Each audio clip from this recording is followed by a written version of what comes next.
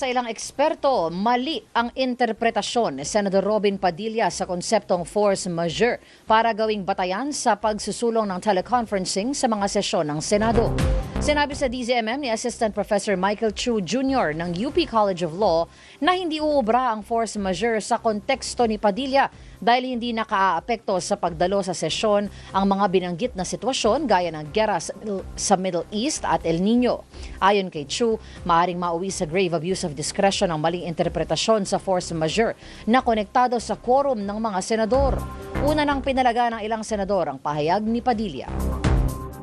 Hindi uubra or hindi pwede kasi bakit naman kung talagang force majeure yung mga bagay na yon, no? Bakit mga senador lang ang maaapektuhan? Parang weird naman, no, na senador lang ang maaapektuhan ng rule na yan.